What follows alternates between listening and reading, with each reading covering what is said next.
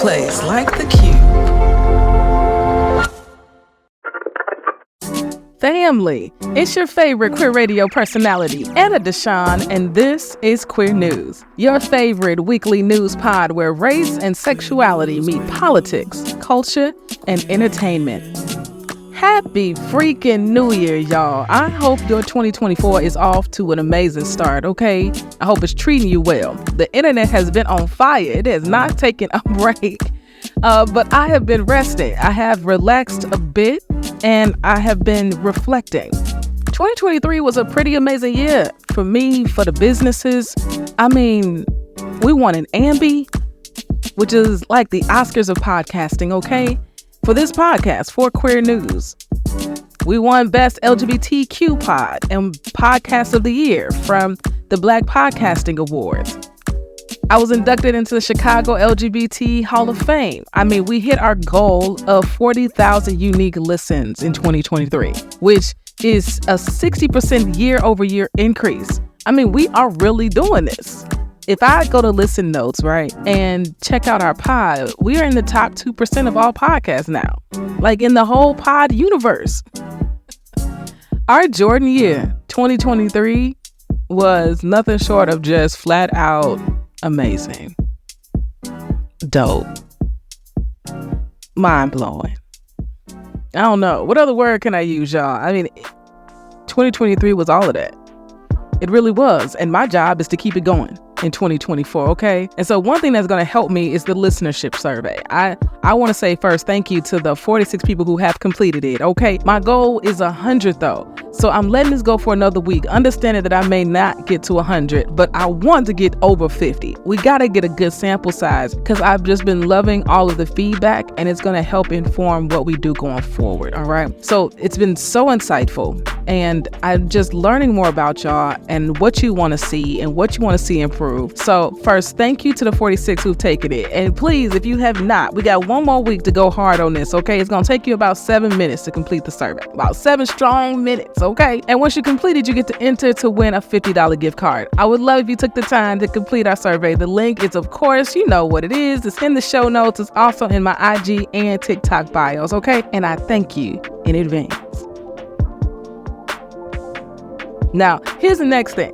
If you believe in the work we're doing here, if you believe LGBTQ stories need to be amplified, if you love and respect how I report on the news and tell our stories, what I would love for you to do is join the QCrew. Okay, the QCrew is our queer news community where you receive a weekly email from me sharing our top queer news stories, and it comes with an unedited video from me about those stories, and it's gonna come with also exclusive interviews that you all get with the QCrew before I release them out to the public, right? And the QCrew helps to supplement the cost of this pod. Hosting, editing, marketing, PR, travel, child, it costs, okay? Doing good comes with receipts. And so if you want to support our work, please, the link is in the show notes. And so now I want to be transparent. I am still ramping back up, okay? It's what it means to be doing life again from the holidays. So today I'm going to drop part 2 of the special that I did with the Bad Queers Pod, right? Our end of the year recap. We literally went month by month. I hope y'all enjoyed part 1 as we highlighted our top queer news stories, me, Chris, and Shayna. And in part 2, we continue with July through December highlights, all right? So this includes the release of Janelle Monáe's Lipstick Lover, the Montgomery River Brawl, child, I never look at a folding chair the same ever again. My favorite, Robin Roberts got married. BG, right, announced that her story is going to be released exclusively with ESPN and ABC. And, you know, there are some lowlights too, right? 2023 was a mood, right? So we have the conflict in Congo and Israel, Gaza, Palestine, right? We have to remember O'Shae Sibley. We have to remember O'Shae Sibley. Transphobia continues to be on the rise, yes? And Cassie, this whole Diddy thing. I mean, 2023 was wild. Okay, the queers have been going through it, and it looks like that's going to continue in 2024, but we are fighting back like something fierce, right? We really are. And this is just a taste, a little bit of what we talked about. It's funny, is real, and I had such a good time with the Bad Queers, okay? And so, family, I would love for you to go follow and subscribe to the Bad Queers Pod with Shayna and Chris, all right? You can follow them across all the social media in your favorite podcasting app. And of course, I make it easy with a link in our show notes, okay? I hope y'all enjoy this episode, and next week we'll be back with Queer News Stories celebrating Dr. King, and y'all know how we do it here. I'm always gonna celebrate Coretta, okay? and I want y'all to know we'll be at Creating Change. Yes, we will. We'll be talking about that more next week, and if you're gonna be there, definitely come find us in the exhibit hall, all right? Now I want you to enjoy this episode. I hope your week is off to an amazing start, and be kind to yourself, okay? Take it easy. You know how it is after the holidays. We got to build back up that strength, okay? Yeah, with a K, strength. Peace.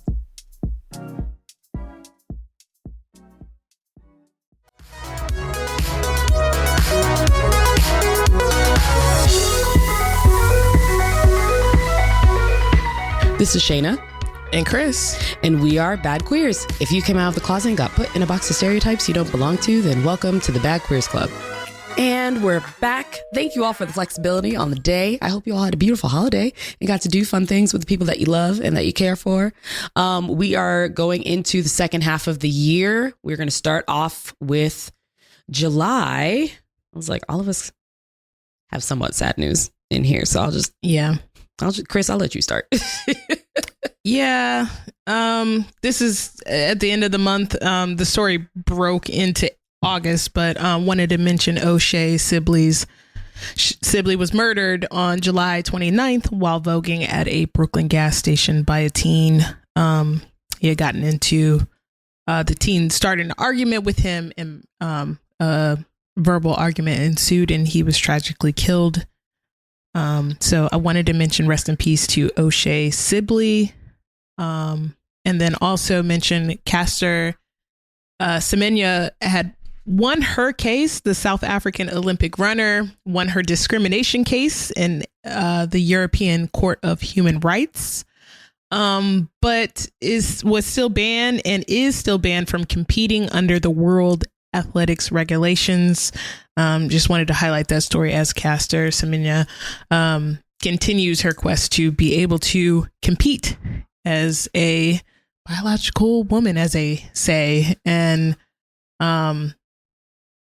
is still blocked from that. Caster is actually, let me just live Google, but I know Caster is coming out with a book. Ooh. Saw an interview. Yeah, I want to get the name. Let me see. Book. The Race to Be Myself, which is a memoir, is out. Is it out now? Yes, the book is out now. Please support Caster. The Race to Be Myself, a memoir, came out October 31st. So it's available now. You can pick it up to hear her story. But I wanted to highlight those two stories going into July. All right.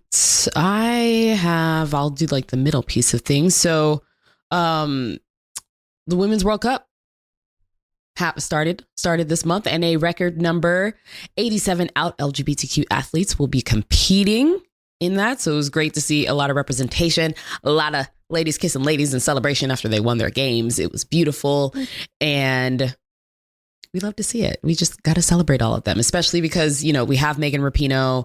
We have a lot of people on our team who are out and queer, but it was great to see other teams and their representation.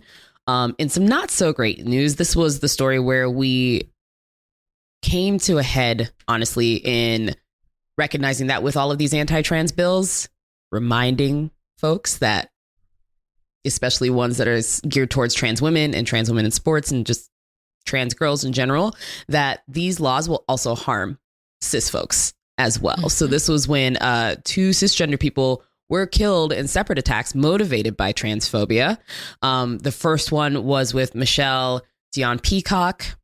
She was a 59-year-old Black cis woman who was allegedly murdered by 67-year-old Tommy Wayne Earl in Richmond, Indiana, because he thought that she was a trans woman and didn't believe her when it happened. And then we also had 32-year-old Colin Smith was stabbed in Portland. He had been out with coworkers and somebody came up to just basically harass his coworker who was trans, and he tried to intervene, and in the process of intervening ended up being stabbed to death. So just know that trans rights are human rights. And it's a solid reminder here. It was a stark reminder that this happened, and folks need to realize that it's not just that. But in positive news, this is when The Age of Pleasure was released, and we had more queerness. So on top of, Beyonce being on tour, and then we had Janelle putting out this album, it was a great time for music in the summer. Mm-hmm. Do y'all have a favorite song now that we've been able to sit with the album and let it grow on us? It was great immediately, but do y'all have a favorite song? One song? Now I need the track list. I'm going to Yeah, you could go to it. Let me actually start. I do. God, it is hard, right? No Better is my favorite song, but I think my guilty pleasure is Only Have Eyes for Two. Mm-hmm.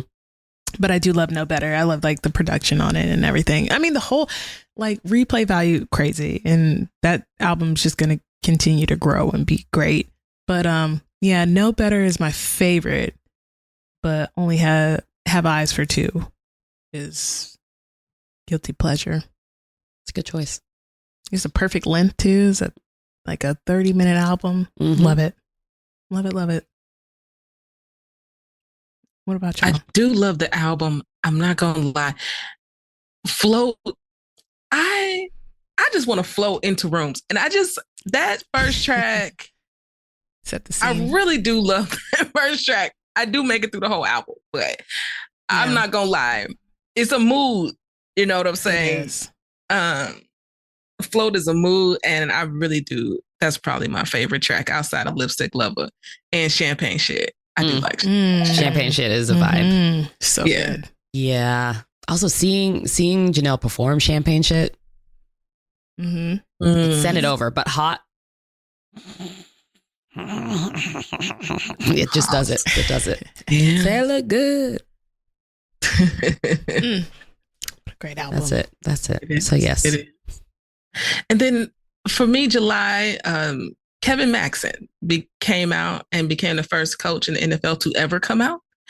And it was also reported that he was the first coach to ever come out in a male professional sports league. Wow. Yeah. And so he still coaches for the Jacksonville Jaguars. And he did an exclusive interview with Outsports, if anybody ever wants to go and read it. And he said, I just don't want to feel like I have to think about it anymore. I don't want to feel like I have to lie about who I'm seeing or why I'm living with somebody else. And so I love that for him. Mm-hmm. We need more of that because we know y'all are out there. But, we're not going to push anybody to come out, but also, we'd love to see it. We're here. We'd love to see it. We're here when you're ready. The representation matters. Facts. It does. Yeah. All right. On to August. Chris, I don't know how I like Loki forgot for a second. So I'm really glad that you brought this back as a prime moment. Because anytime I see the GIFs or emojis or anything that revolves around this, I immediately cackle, but it doesn't stay there. But as soon as it's mentioned, it's back in full force. Yeah, it's back. All the memories, all the videos, right? What I'm talking about, what Shane is talking about, is the historic Black American Brawl on August 5th, the Montgomery Riverfront Brawl that took place at a riverfront dock in downtown Montgomery, Alabama. The videos trickled out, I feel like, slowly where you're just like, what's going, you never know where it's going to go with some of these stories and videos. And then it was, then there was just a flood of videos that came out that was surprising, but great to see, because at the heart of it is entitled racist white people assaulting a Black man that, if this wasn't caught on tape, could have ended a certain way. Mm-hmm. But it was all caught on tape from beginning to end. And while these group of drunken, thuggish white boaters wouldn't move their fucking little boat out of the way for a bigger boat to dock. They attacked a riverfront dock worker who was just trying to tell them to move their ship, basically, nicely at first. And you could tell he was being patient with them. And they physically attacked him and they jumped him. And it was all on camera. And the boat that was trying to dock, which was full of folks that were, on a boat for leisure and everything, they didn't come for any of this stuff. Well, once that boat docked, and even before, because one of them jumped into the water, came to the defense of this dock worker who, again, was jumped. And I mean, the videos for it were legendary. The narrations for the video are legendary. And I mean, there's nothing but memes. Like, the way it went down is amazing. The most recent news about sentencing and just what's going on in the courts there, that two of the white boaters who started the trouble were sentenced. One has like 32 days in prison. The other is one of the white women who has to do anger management. They did dismiss a case. It should have never been a case against the dock worker who was attacked, but that was dismissed. Thank God. The man that was recorded with the legendary folding chair that has become the symbol of it. He did plead guilty because he couldn't. Unc couldn't get out of that. There was no way he could get out of it. I hope he tried for a second too to be like, we're like, all right, it wasn't. You can't really get out of it. Like, you gonna tell me that's not you? He's like, it might have been me. I might have been there. It is him. So he pled guilty. Is the most recent thing.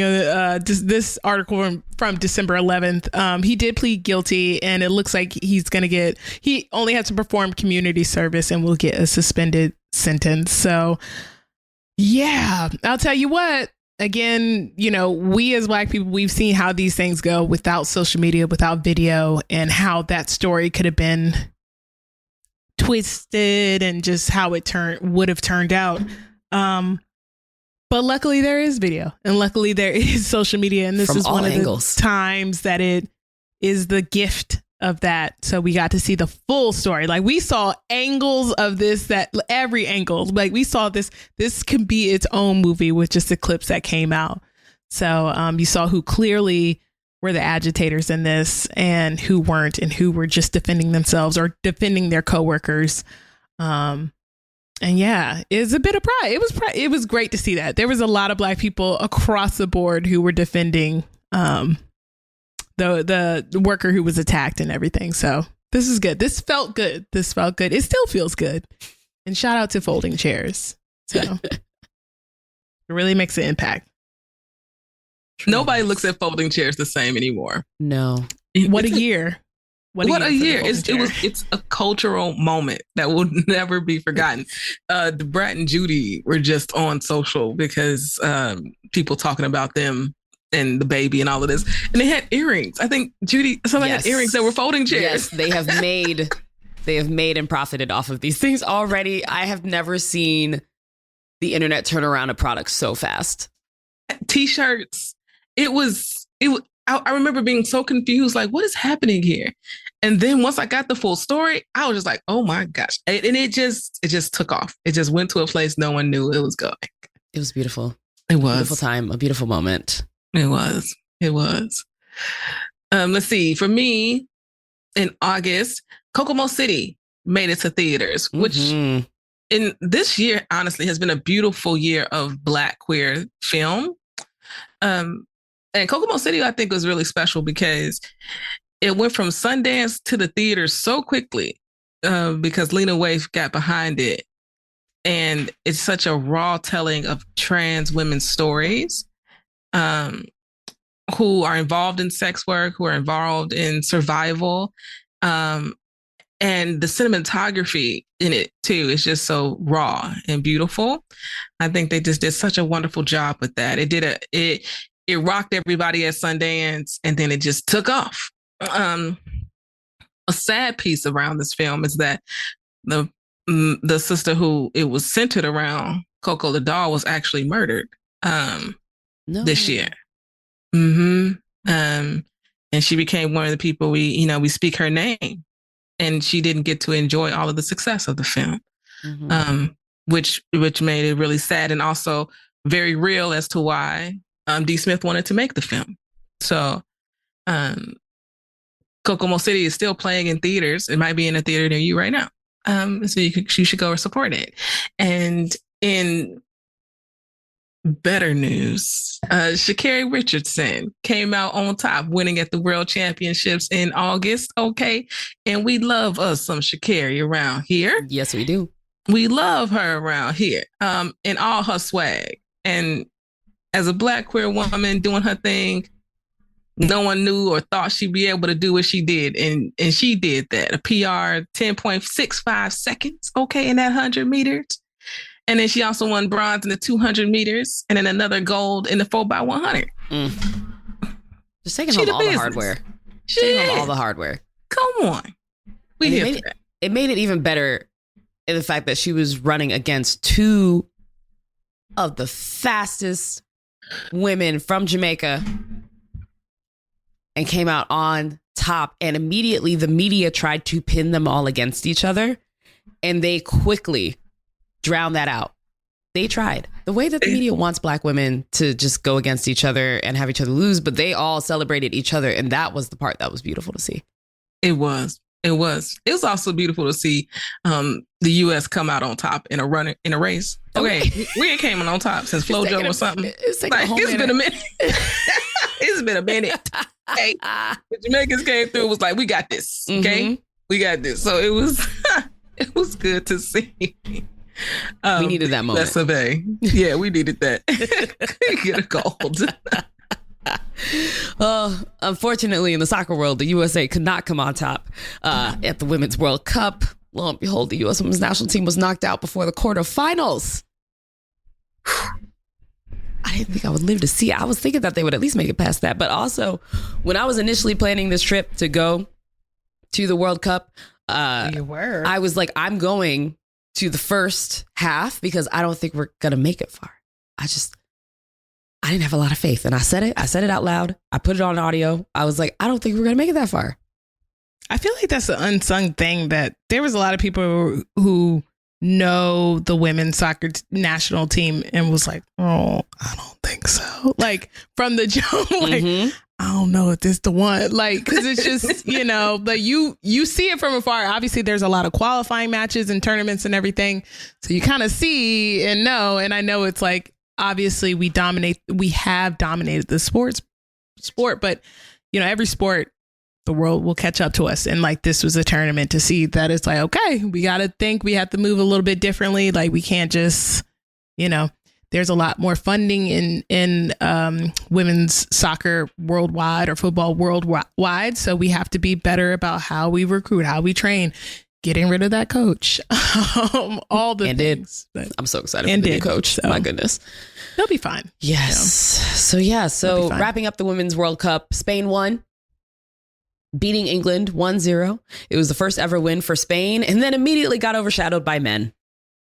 Being men. Yes, of course. So the now former Federation president, Luis Rubiales, did a full mouth-to-mouth non-consensual kiss on Hermoso, who's a player on Spain. It was the whole thing that spread out through September, and we're still talking about it because there's a lot of other pieces that happened. So, but in the end, Sweden ended up winning third place. They won 2-0 over Australia. After the World Cup, the entire women's staff for Spain's team resigned in solidarity with the players, except for their coach, but it's okay. Coach ended up fired. Unfortunately, he's now a women's coach for another smaller team that clearly doesn't read the news or just didn't care. And Rubiales, even though he announced he won't resign, he is like on a timeout right now. So he's going to stay quiet for a few months, and then we're going to see where he decides to pop back up, because something tells me they're going to give him a job. Anyway, just so dumb. I hate people. And then Lizzo, this is when Lizzo had some fire lit under her, was being sued by 3 of her former dancers for weight shaming, sexual harassment, and fostering a harmful workplace. The suit alleged that they overworked the dancers by making them go through a 12-hour re-audition if Lizzo was dissatisfied with any of them, immediately fired. Apparently, she took them to a nude nightclub that they didn't know they were going to in Amsterdam, pressured the dancers to touch the nude dancers, eat a banana off their hoo-ha, off their wee-wee, off the things.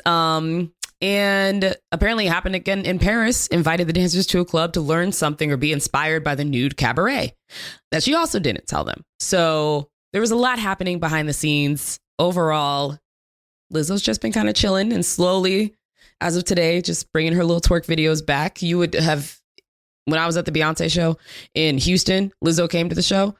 Everybody freaked out. I was like, oh, so nobody was paying attention to the news. Are we good now? Are we not? I don't know.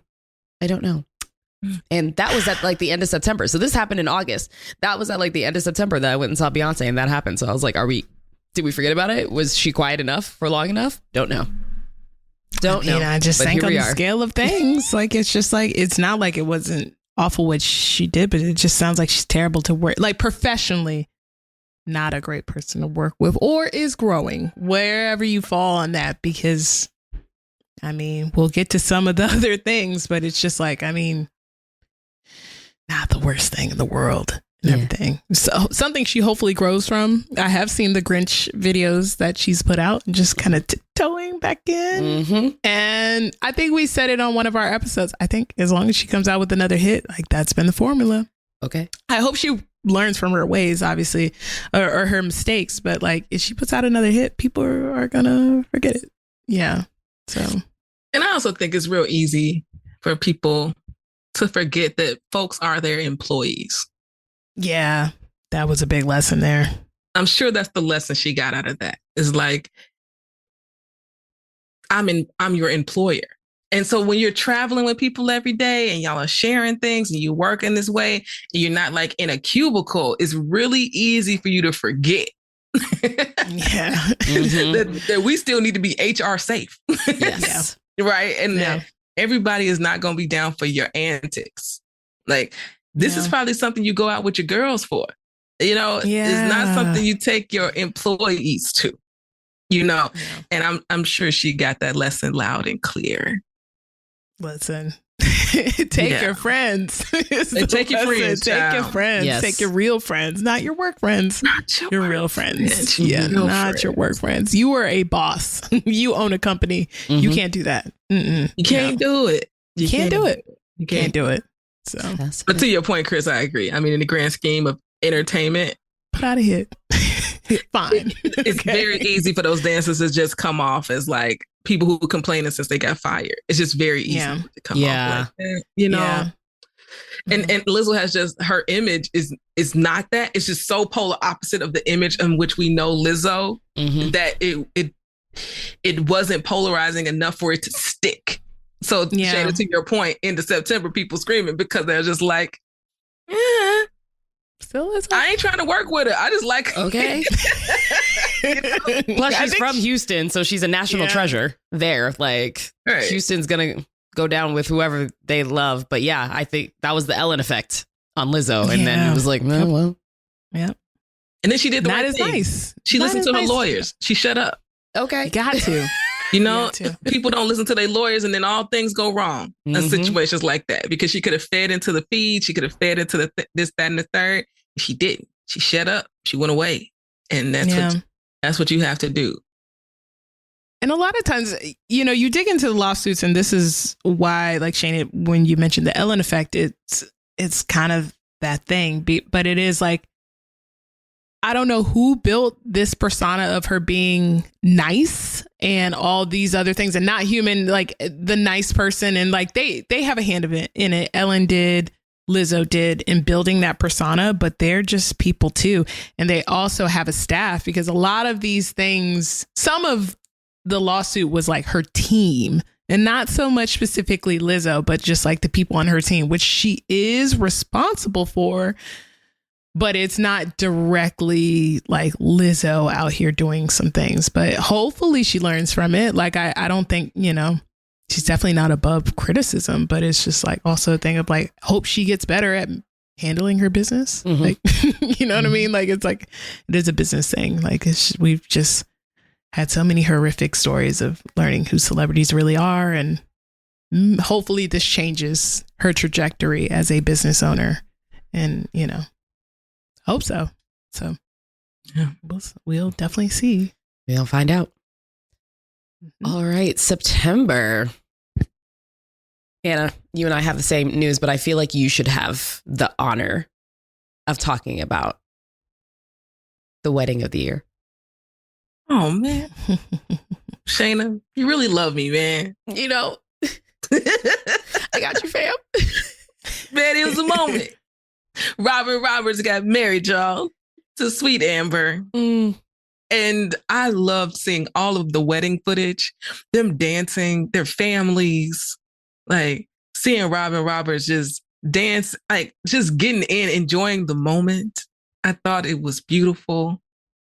I was so happy for them. It was a moment. Mm-hmm. Yes. In sadder news, much sadder news, Laura Ann Carlton, she is an ally. She is not even queer. She is an ally. And she was known for being an LGBTQ comrade. And this happened in California, which is really wild. In San Bernardino Mountains. She basically family, she owned the business there, and she would always hang a pride flag outside. And the reports go, over the years, the pride flag would be taken down. Somebody would damage it or defame it, and she would just put it right back up. Right away. But turns out this last time that she actually got killed for that flag. Someone killed her for flying the pride flag outside of her business. And she only owned the shop for 2 years. Like, she had the shop up for a long time. And she was really, really loved. Her family actually started a nonprofit to raise money for LGBTQ rights for a local organization in San Bernardino in her honor. And she just seemed like a real badass once you read about her. And it's just such an incredibly sad story. And we don't often hear about allies and comrades, right, who are putting themselves on the front lines, their bodies on the front lines in that way, to show their support of the queer community. And she did that. So I wanted to speak her name today on this podcast.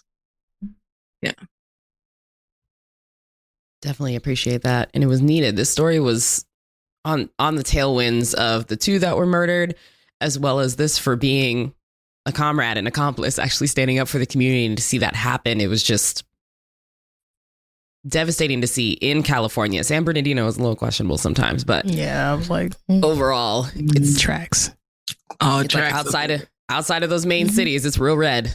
It's real red in California. People will show up and show out. Know. So it's wild, but she was. Yeah, that didn't deserve. It's red in the cities too. To be honest, it's just different.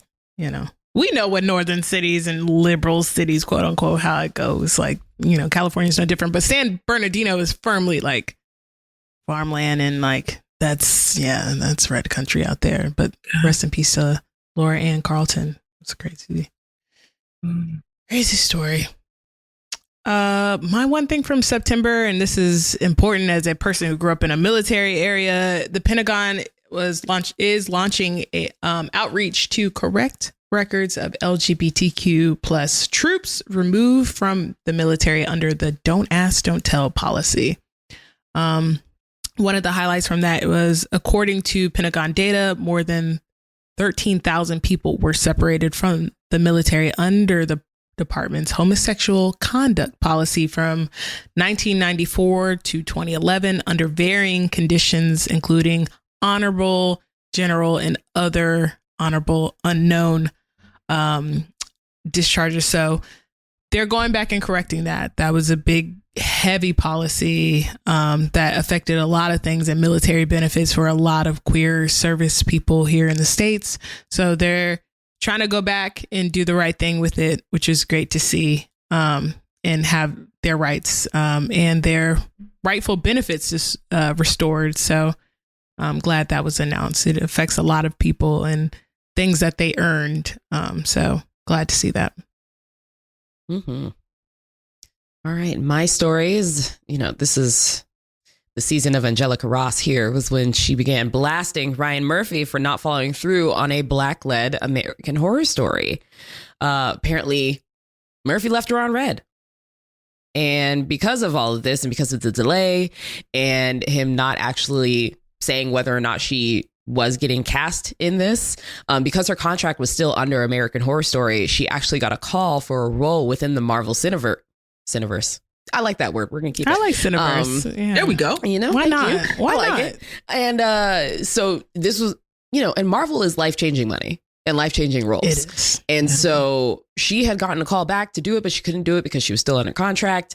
And because Murphy just didn't say anything, didn't pull through, didn't like get back to her about the Marvel stuff, anything like that, she actually probably missed this opportunity. So there was a lot of heat there, and that was just the beginning of all the things to come with Miss Angelica Ross over the last few months. But, just a reminder, the potential cast would have been possibly Debbie Morgan, Lynn Whitfield, Afra Woodard, Angela Bassett, Gabrielle Union, Viola Davis, Lupita Nyong'o, Kerry Washington, and Halle Berry. That would have been a cast of casts to have any mix of these women in it. And Keke Palmer was also a part of that. So it's just so many things that could have happened. And I hate that she missed an opportunity because of just incompetent men. And she got a lot of slack for talking about that out loud. And I thought that was really messed up, because just because you choose to take it and not say nothing, don't mean somebody else got to choose to take it and not say nothing. Yeah. Because we know how much this happens in Hollywood. Like this is what happens in media and entertainment. You get stuck in these contracts, right? And you get then you get these opportunities that don't come around very often. Okay. Everybody ain't sitting around like Angela Bassett with scripts coming at them left and right, right? People wait years. You see somebody on one thing, you like, oh, I hope you don't see him again for another 20 years. You're like, what you been doing? Right. Angela Bassett was sitting for years until you get a good role. And then that takes you, like you said, Shayna, with the Marvel, once you get into that, it sometimes takes a role like that for you to even get offers that are like, now Angela Bassett should always be eating, but there was a period that was probably, quiet for her and everything until she got certain roles. But like, that's how it goes in the industry. So it really is. Outside in. So, yeah. And so it hurts. Especially when they're getting 6-cent checks in residuals. Okay. You can't survive. The way that Billy Porter listed those off of how much for what. Ooh. Yeah. And shout out to Billy Porter for doubling down on, I am going, losing my home. Like, people were like, oh, you should have saved a little bit. No, like, it's like we have these ideas of actors and actresses and how much money they make and they should be rich because they were on a famous show. And it's just like, no, we're all like statistically poor. Okay. Like, it is across the board. Like, you miss a couple paychecks and that's it. And like, I think like, he got flack initially for mentioning it early in the year, but I know this month he doubled back. But like, just saying the obvious, like, no, there's no shame in that. Like, no, like, this is what's happening. Like, these are the real economics of it. Like, we're not rich just because I was on a hit show. Like, no. Fame does not equal money. At all. People can have the fame. Child, some of the richest people in the world, you have no idea who they are. At all. Like, those are the wealthy people, the people you don't know. Yeah, that you don't know. That's the real one. Yeah. Fame ain't got nothing. The show Fame don't give you nothing. Being on somebody's screen does not equal wealth at all. No. At all. So. No, Taraji P. Henson just broke it down too recently. She was like, when you make this much money, you know how much the government take? 50%. And honestly, I'd imagine in some cases it's more than 50%. So you take that, and then you take how much I got to pay my lawyers, and then you take how much, your agent, all that, all that. Get 15%. Child, I'm out here, but let me tell you what I don't have. What you think I got, It's real. I love that. All right. To October. October. No, October. Yeah. Ugh. I'll say that Angelica Ross continued. This was when she continued and then said, you know what? She blew up a couple other things and let other people know like the type of fuckery that was happening in Hollywood. And then I think she finally got to the point where she had been talking about it. And then she said, you know what? Fuck this. I'm out. I'm going to run for office.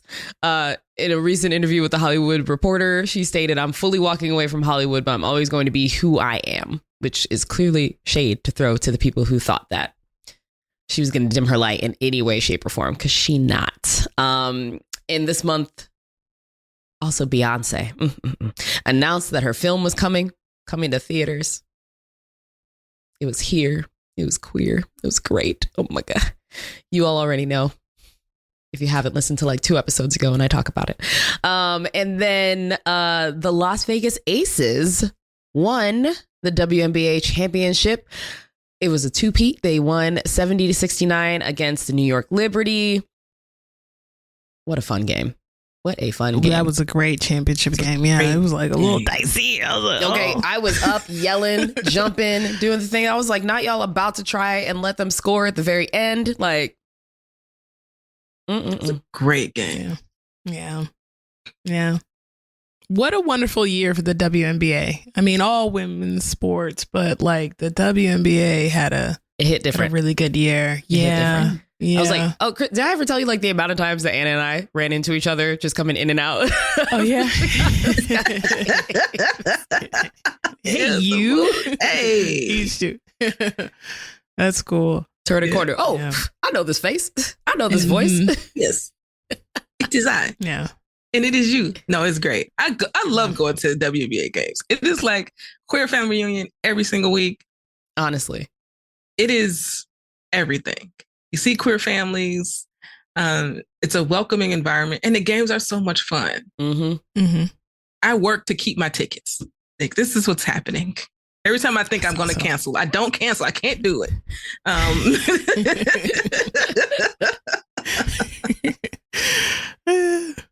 That's so funny. I did get WNBA League Pass this year, and I highly recommend it. It was very good to have that throughout the season and be able to just access games. They did have it on a number of channels, or more expanded channels this year. I know with Ion was one of them. Mm-hmm. But yeah, it was good to be able through YouTube as a pro tip, because I'm sure they'll do it again. But yeah, shout out to the WNBA for that. Do we want to do more, I guess, positive news? Like, mine is dark in October. And October is my birthday month, but I was like, God damn it.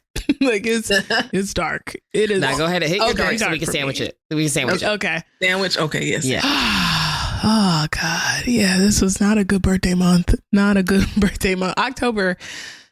Let me start with the unrest in the Congo. Rebel conflict and recent natural disasters uprooted more than 6.9 million people.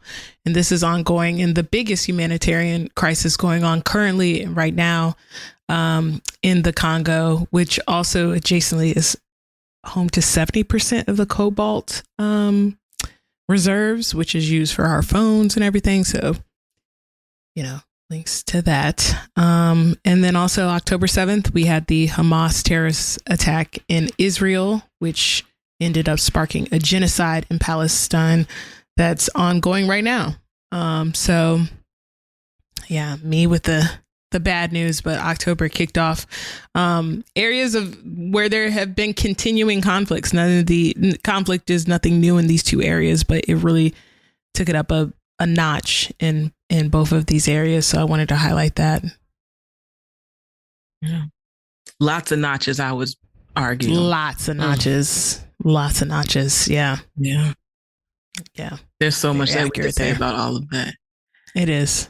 It is. I mean, listen, we spoke about it before in a couple episodes, but yeah, it's just, there's such quick movement to label things, and it's just like, at the end of the day, we do want world peace. I know it's cliche, but it's just like, we don't want innocent people dying. Like, there's innocent people who live in both these areas and in areas that we haven't mentioned here, outside of here, that wake up to these things and it's not fair to them, whether that is the folks in the Congo who already work in terrible conditions. And now you have this rebel conflict going on and them trying to escape this violence, and the same thing in Israel and Palestine, where, you know, people waking up October 7th that didn't deserve to die senselessly and were victims of a terrorist attack. And then it's switching over to people in Gaza who are being murdered, and it's a full-blown genocide being justified as self-defense, where that doesn't have to happen either.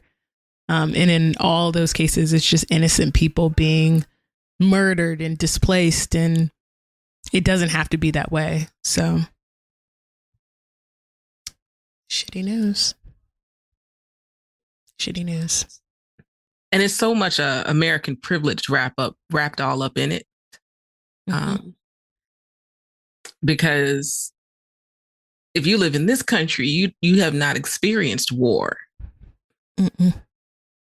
in the ways that so many people around the world experience war every single day of their life and live in war zones, right? And war zones like this, like we say we got war zones, but like war zones with missiles, okay? And with military, you know, vehicles running, like driving up and down your streets and your blocks. We don't know what that's like. And that type of privilege puts blinders on people and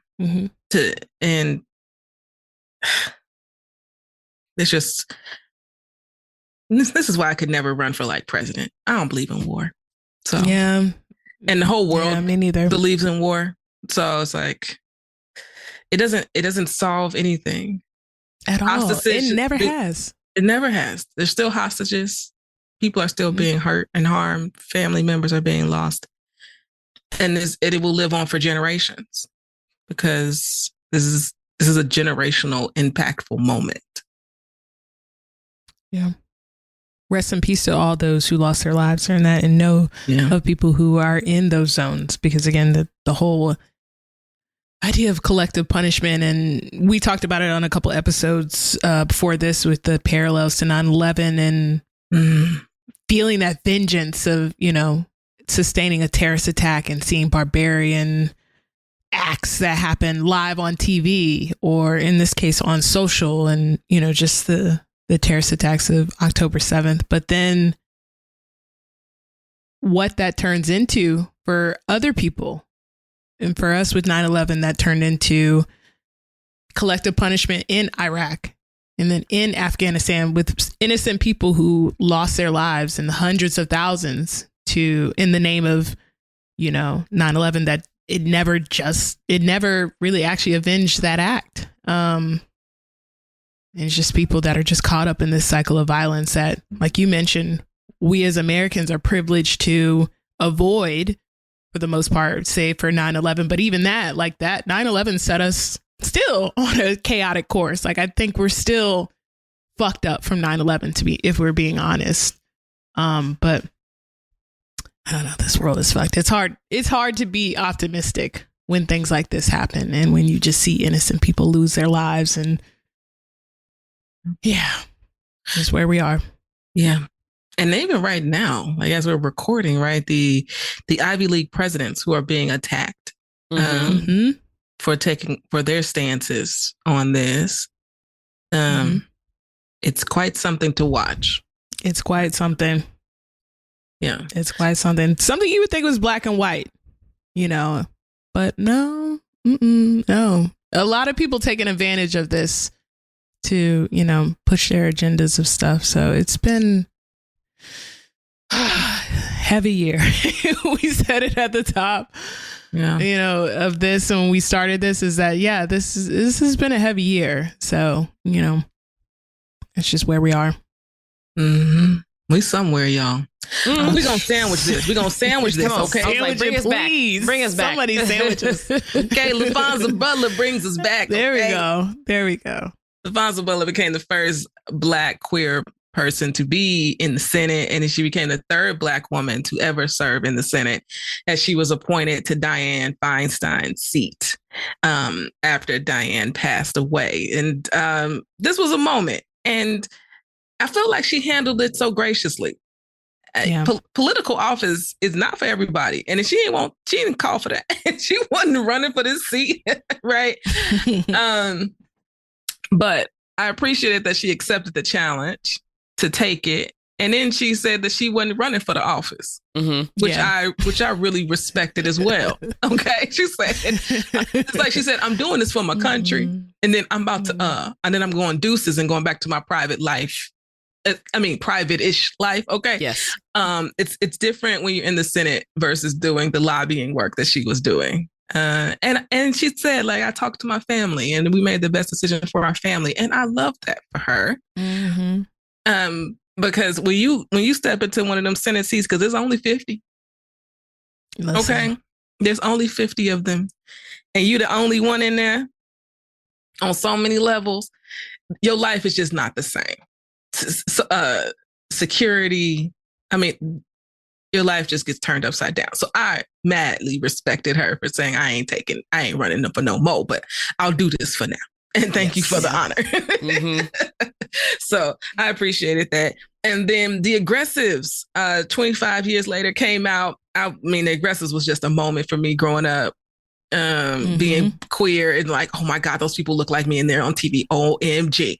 It was like the Aggressives. I watched that VHS so much.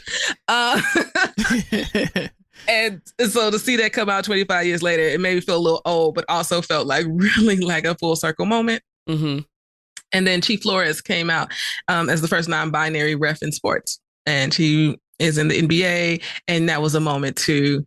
And because they came out to actually the referees as a whole first, and then they did their out sports. And I was like, respect. Like, it wasn't like I just went to the media. They're like, colleagues, this is who I am.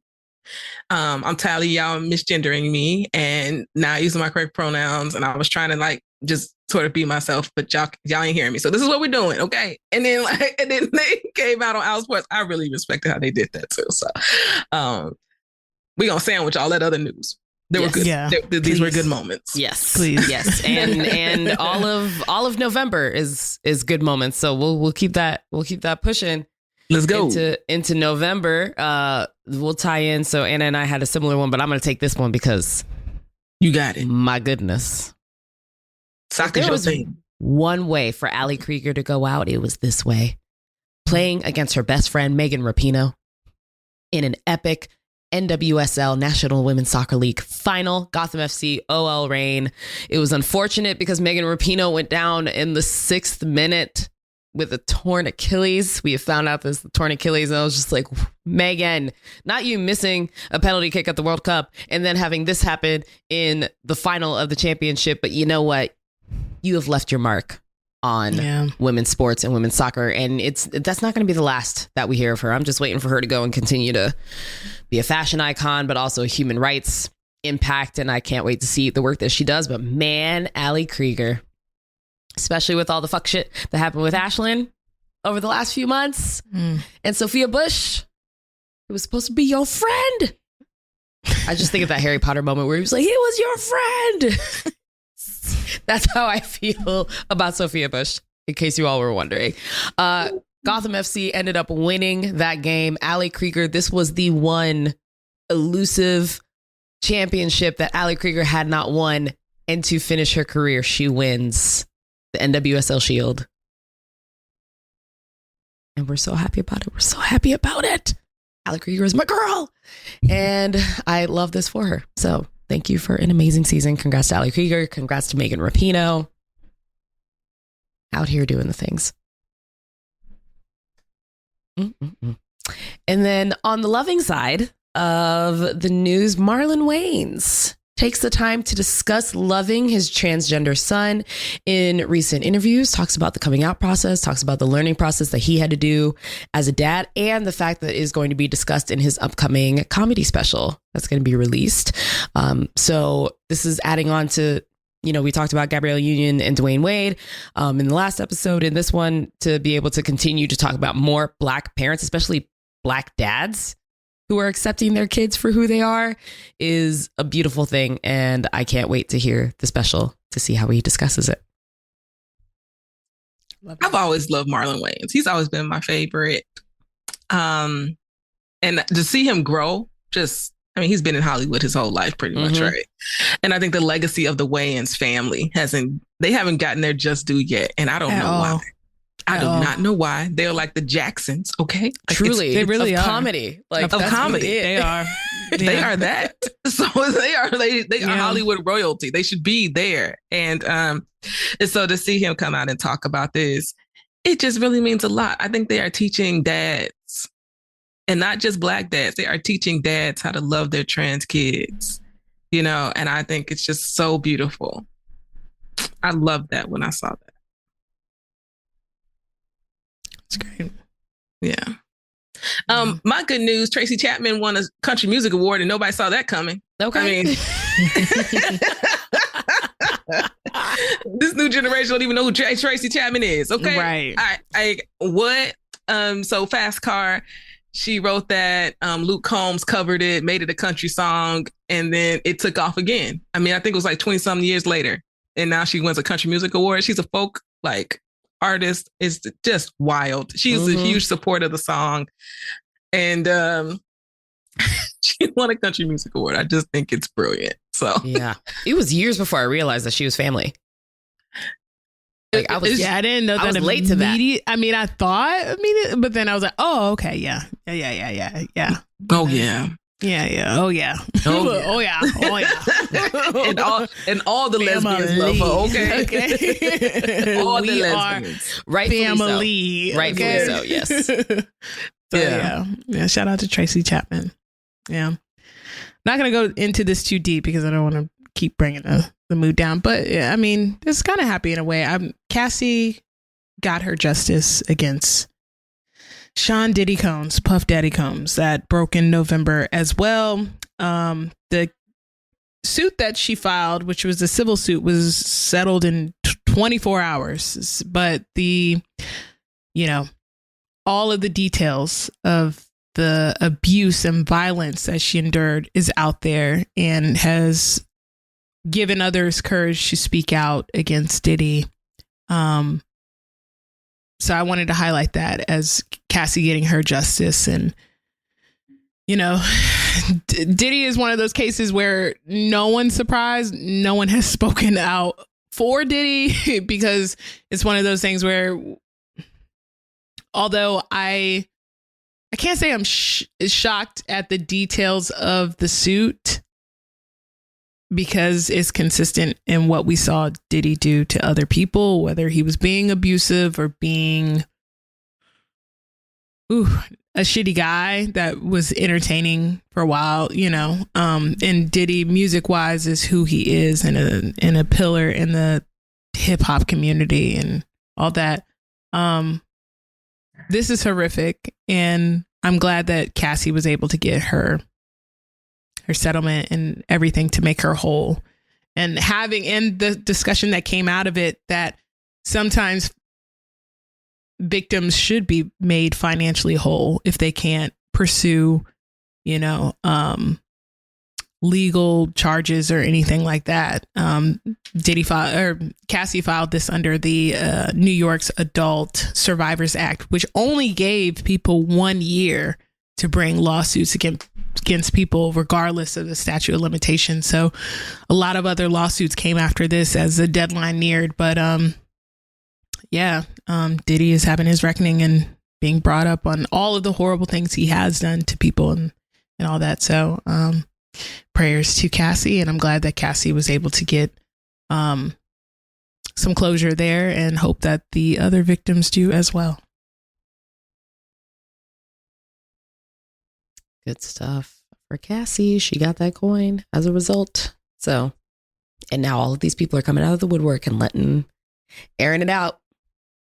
I'm so interested in how this is going to continue to manifest, because it's going to continue into next year. And I'm just very intrigued.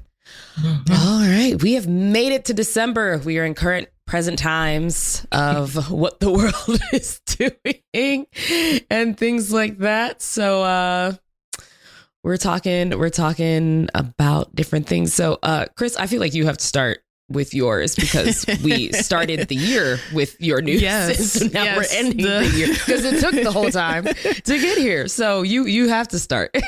The dramatic ending to the George Santos story ended with him finally being expelled from the House of Representatives after facing 23 charges for wire fraud, money laundering, and other crimes. Again, this took a span of the year. It was a lot longer than I thought you'd be in, but a testament to where America is, and also just like we love a train wreck.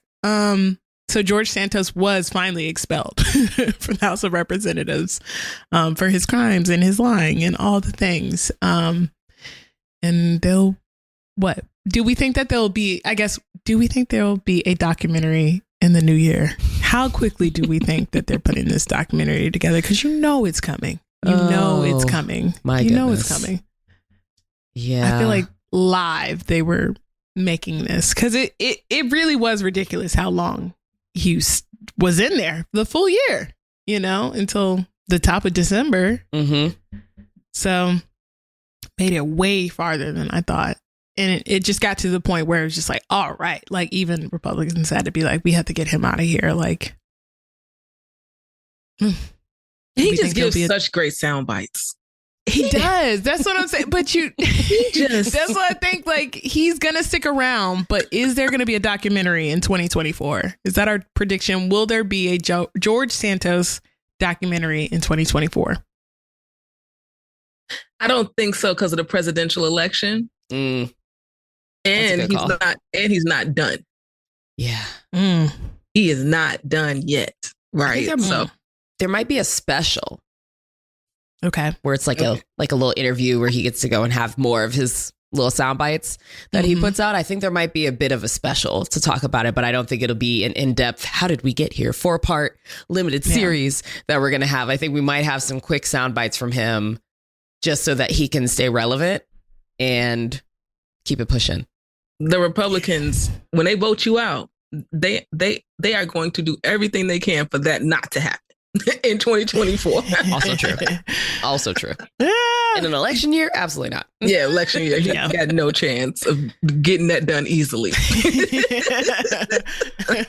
I was like, I didn't know if Netflix and Hulu, who have been probably writing this live, I didn't know if they wanted to have their little twin documentaries come out in 2024. But yeah, we'll see. We'll see what happens here because it's ongoing. Yeah. There'll be something, George Santos, that comes out in the new year for sure. So, and the other thing that is present news that I wanted to bring up, because this is also kind of military related, but just also big just for Black people, is the nation's largest credit union, Navy Federal Credit Union, has rejected more than half of its Black conventional mortgage applicants. This is Navy Federal Credit Union is Virginia based and was originally founded in 1933 to serve Navy employees and is now open to all members of armed forces, Department of Defense personnel, veterans, and their relatives. So it has about 13 million members and more than 165 billion in assets. Among other things, what I wanted to highlight, and which is one of those just maddening things about being Black in America. There's so many things, but one of the things that they pointed out in the articles that are coming out currently is the disparity that remains between, in this case, with Navy Federal Credit Union, the disparities between white and Black applicants who had similar incomes and debt to income ratios. Notably, Navy Federal approved a slightly higher percentage of applicants from white borrowers.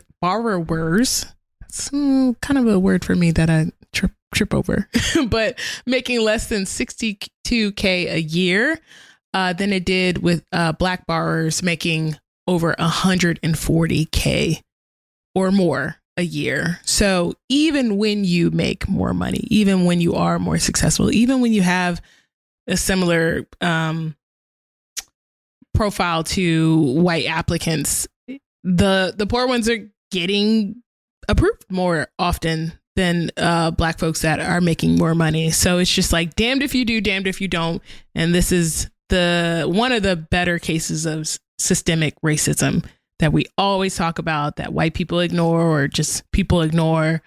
And it's right there. It's right there. So this is the nation's largest credit union discriminating against Black people across the board. Black poor people, Black people who are well off, doesn't matter. So wanted to highlight this story because it's just more of the same for us. Absolutely. Well, Anna, I'm going to pass the mic to you for good news after that one. I mean, we need it, right? BG. Good grief. Back to BG. Jeez. But yeah, BG and Robert Roberts, if y'all haven't noticed. Okay. But this was big. She announced that she's telling her story exclusively with ESPN and ABC, which are all Disney, under the Disney umbrella. And it was funny because I remember us talking about this last year. Who was going to get the interview? The exclusive interview with BG. And I had given some options, and now we know for sure my favorite Robin Roberts is getting the interview, as she should. It will be so well done. And I freaking love ESPN films. I think their storytelling is always so wonderful at ESPN. So the fact that they're telling the story and the fact that her wife is executive producing this, and we have already said she is the MVP, okay? We know this is going to be accurate. We know this is going to be well done. It ain't nothing getting done without her saying, okay. And that is what I'm here for. Yes. And so that is big news. And they said that they're, and I'm assuming that this is all going to be timed around her book too. I'm assuming all of this is to push the book. Oh, of course. This is a business. So here's to 2024 being her winning season. For real, for real. Yes. Ooh, that's not part of the title. I don't know what it could be, but I love it. I love it. All right. My ones that I have. So Ohio is out here trying to do some fuck shit. They just passed a trans sport ban and a trans medical care ban, which is obnoxious and annoying. And they voted it 24-8 in their Senate in favor of the legislation, even though their governor has previously expressed opposition to anti-trans legislation, making him like the anomaly within the whole GOP that happens out there. His opinion may not make a difference because I think they put some little hidden rules and guidelines to make sure that it does pass, which is fucked up. A lot of parents are speaking up saying, how am I supposed to be able to make like health decisions for my kid, but not be able to make, you know, these types of decisions for my kid? Like I can sit and say a broken bone or surgery on their things, but if it's affirming care, no, I can't make this decision. So we'll see how long this pushes through and says the things. So we're going to find out. Positive news. The 46th annual Kennedy Arts Honors gave Queen Latifah her flowers, rightfully so. Rightfully so. I'm so happy to see this. It is a big deal. If you all haven't heard about the Kennedy Center Honors, it is big to highlight and amplify artists of all different types. I have performed at the Kennedy Center as a kid. It was a huge deal. One of those fun things, but they gave her a historic honor as the first female rapper to ever receive these accolades, which is great. Her groundbreaking influence in hip hop is unmatched, unwavering, continues to thrive. So glad that she got her flowers next to Billy Crystal, Dionne Warwick, Renee Fleming, and Barry Gibb. And now love it. I still don't know why she doesn't have an EGOT. Yeah. OMG. There's still time. There's still time. But man, after doing, especially with Chicago Bessie and all the things. Bessie, Chicago. I mean, she's done jazz albums. I mean, the Queen has done it all. And I just don't understand. Yeah. But we love her. Okay. We do. She's our EGOT. God dang it. Okay. Okay. Because she'll get one. I think she'll get one to her. I think so too. I think there'll be something that she does before, like she hits retirement and decides to just like go off and enjoy herself. So yeah, and then the final thing that I'm going to wrap up with before we move to our bad queer opinions. If you see one thing this year, and this is saying it from a person who hasn't seen it. So Anna, I'm going to ask you about this because you saw it.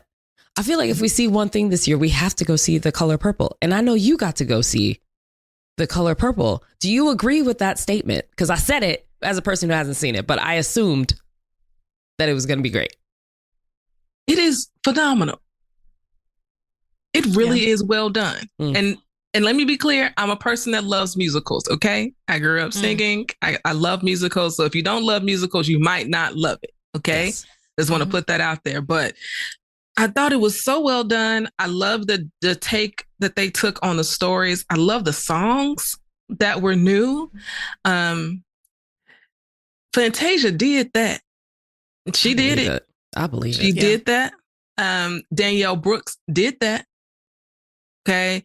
And even Taraji, right? I mean, I remember seeing her on social and working with Steve Mackey as her voice coach and getting prepared for this moment. She was Suge. She embodied Suge in like all the Taraji ways that you think she would.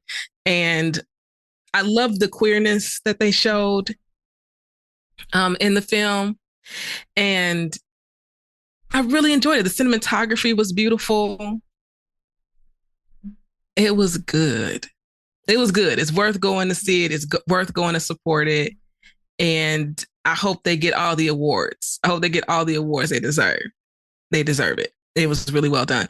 Not to mention, I am here for the Oprah Winfrey press junket tour. Okay. Yeah. Oprah ain't been out here like this since she had the Oprah Winfrey show. I don't feel like she did this type of tour when she dropped on. You know what I'm saying? Like she didn't. She didn't. No, she didn't. The Color Purple is another gem for her, especially being in the original film and just doing that. And I loved having the Oprah spin on it because she makes it just enough extra that everybody's now going to pay attention to it. Oh, yeah. Absolutely. And that's what we need. And let me tell you, when the film started, it said OW Films. I said, Oprah Winfrey got a film? There's an Oprah Winfrey Films? She said, nobody else is owning this except for me. Except for me. So I will make a whole new business to start. Clearly. Because typically her whole deal has always been like executive producing.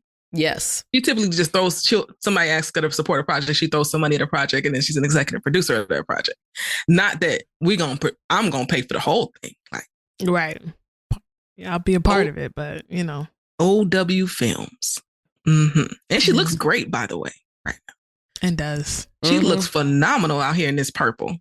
Oprah, you better. I wish she would come back. I wish she would come back to daytime. It's hers for the taking. Yeah. If she wants.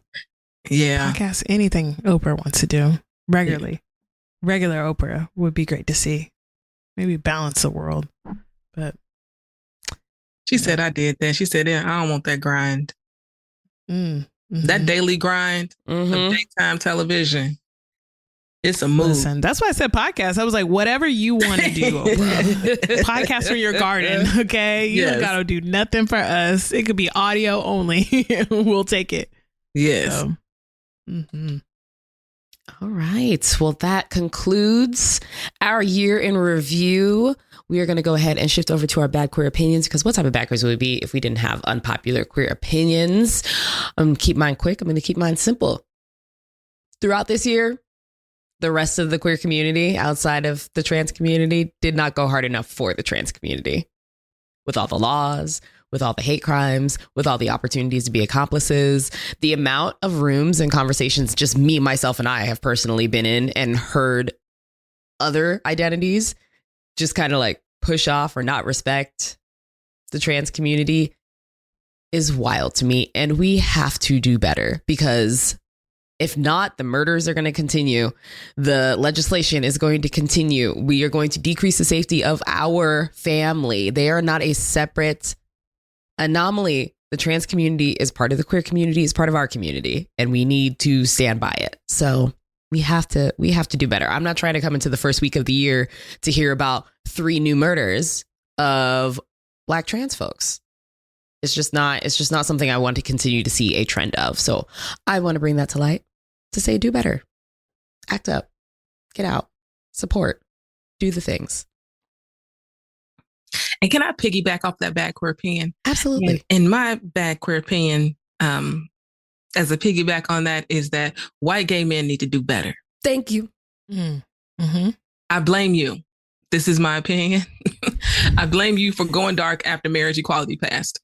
After marriage equality passed, you thought you had the whole world, okay? And that your whole world was made because that was the only privilege you did not have. Say it. Chile, hello. I really wish you would wake up, okay? And start really supporting these organizations that are out here fighting all of this anti-trans and anti-LGBTQ legislation. We need that. We need all y'all money that was putting towards marriage and all y'all energy y'all was putting towards marriage to fight legislation and lobbying against these bills. Please and thank you. Love that. Great. Mine is a little less serious, which is great. I want to see less snarky comebacks and dunking on people and more positive interactions where people are correcting people and sharing info. It happens already. It's one of my favorite interactions to see online, especially on Twitter, when someone could have taken a conversation a certain way, but instead decide to assume a good intent and share knowledge. And then like people actually being like, wow, I'm glad that interaction turned out positive.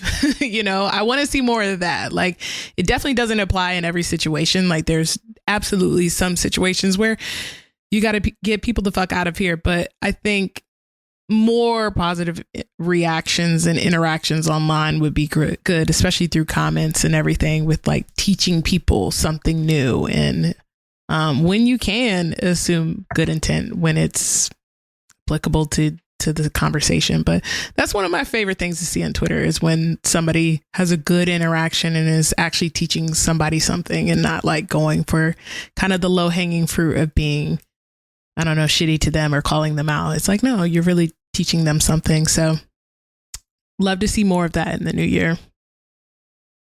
I love positive interactions. Mm-hmm. It's needed.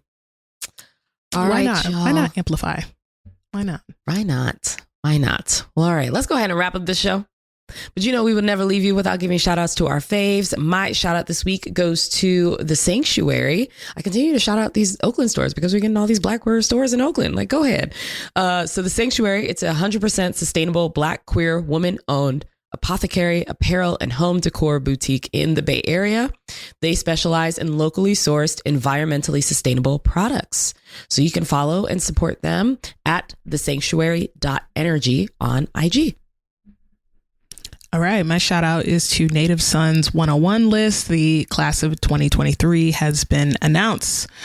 Their class of 2023, Native Sons class of 2023 list celebrates Black, gay, and queer men who have made an impact throughout the year. Make sure you visit the Native Son website, nativeson.us, to view all the beautiful profiles of each honoree. It's nice and illustrated and beautiful. Or you can check them out on IG at Native Son Now to check out those profiles. And congratulations to the honorees. And then for me, I did a collection because I just feel like the films that have come out this year are worth watching. They've been so queer. They've been so good. So I'm just going to run them down. The Dads, Kokomo City, Rustin, We Live Here, The Midwest, Old Lesbians. Like there's more, but I just want y'all to go watch these films because if we don't watch them, then they won't create more. So go ahead and go binge. All right. All the queer stuff. We're about to be on holiday. Now you have things to watch. You can't you can't say that you don't have anything else to watch. So watch all of these things. And then of course, Anna, where should everybody follow and support you? Where can they find you on the interwebs? For sure. At Anna DeShawn across all the interwebs. And then follow the Cube, y'all. The TheQube app across all social media. We're just going to keep growing and creating content for Black queer folks out here in these streets, these podcasting streets. Well, thank you again for being on here, round 2, with joining us for our end of year podcast episode. We always and truly appreciate you and the work that you do. So thank you again for joining us. Thanks for having me, man. I reached out. I was like, can I come on the show and do this again? Right. I was sitting there. I was like, not Anna reading my mind. I was like, that was literally on my to-do list that day. But I had to work throughout the day and you hit me that morning. I was like, thank you so much for doing the work for me. And yes, let's get you on. Appreciate you. I love it. I have so much fun with y'all. I love your show. And so thank you for having me on. I really appreciate it. Love to have you. Mm-hmm. All right, everybody. Thanks so much for tuning in. Happy New Year. And we'll see you next week. Take care. Shout out to Sienna Liggins for our Bad Queer soundtrack titled Me Again, and our sound engineer Cesar for making us sound like we know what we're doing. If you enjoyed the episode, please take the time to leave us a review wherever you listen to podcasts. Until next time. It's me again. Can we talk about things? I'm so sorry that I'm